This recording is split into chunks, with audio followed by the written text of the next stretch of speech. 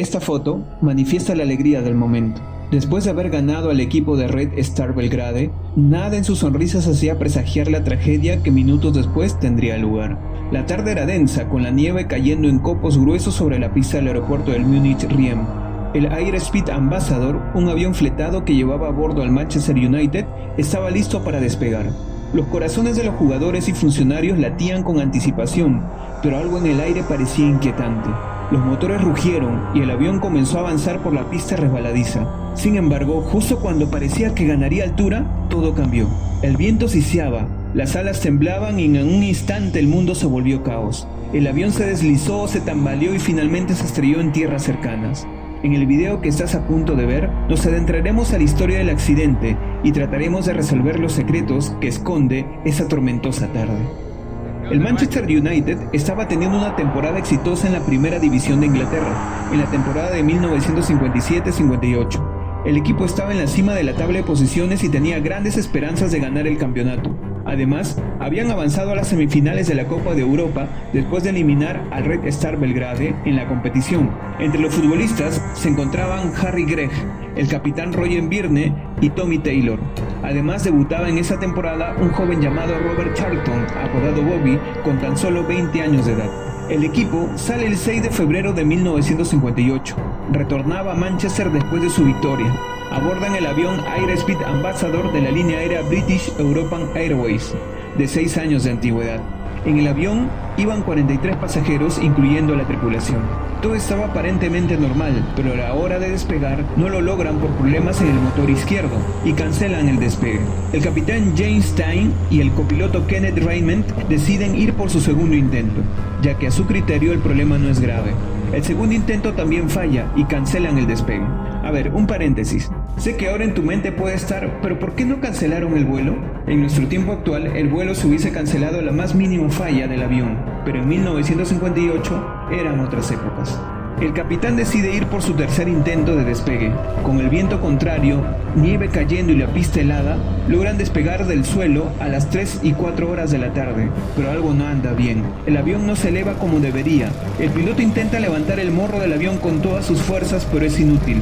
Solo a un minuto después de despegar, el ala izquierda choca con una casa abandonada.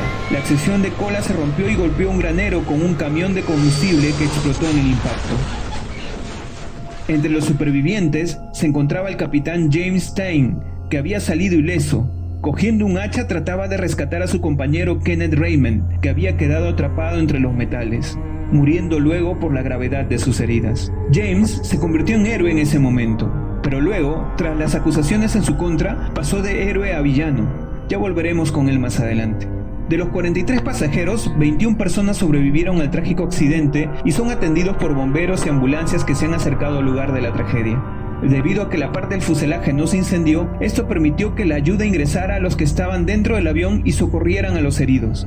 Uno de los sobrevivientes, el portero Harry Gregg, ayudó a sacar a los sobrevivientes de los restos del avión. Entre las víctimas se encontraban 8 jugadores, 3 miembros del staff y 8 periodistas. Los 8 futbolistas que perdieron la vida fueron Geoff Bent, Roger Byrne, Eddie Coleman, Duncan Edwards, Mark Jones, David Pegg, Tommy Taylor y Liam Whelan.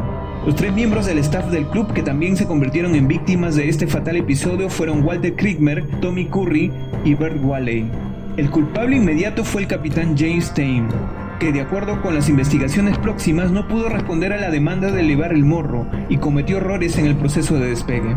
Investigaciones posteriores al accidente concluyeron que se había acumulado agua en las alas del avión. El agua se congeló y formó lo que los pilotos conocen como aguanieve, que hizo peso en las alas, demasiado peso que no dejó que ascienda en el despegue. James Stein se quedó solo en su defensa y tuvo que limpiar su nombre en un proceso que duró 10 años, terminando en 1968 y declarándole inocente de cualquier responsabilidad del accidente. Luego del accidente, el Manchester United tuvo que ser reconstruido completamente y esa reconstrucción giró en torno a Bobby Charlton, superviviente del accidente y uno de los futbolistas con más proyección en ese momento en el fútbol mundial. Frente al Sheffield Wednesday, un United compuesto por reservas y canteranos continuó la inercia ganadora de la etapa anterior al accidente y ganó 3-0 en el primer encuentro disputado tras el accidente con Jimmy Murphy como entrenador. Como curiosidad de aquel partido, el programa que se repartía con la alineación estaba en blanco, sin que hubiese ningún jugador en el Manchester escrito en él. También se tomaron medidas en la seguridad aeronáutica, implementando la verificación en caso de climas con nieve de la formación de aguanieve en las alas y cómo limpiarlas. En el mismo año del accidente, se inauguró un monumento como recuerdo a las víctimas en la plaza del Manchester Platz, recordando a todos los fantásticos jugadores y personas que fallecieron en aquel día.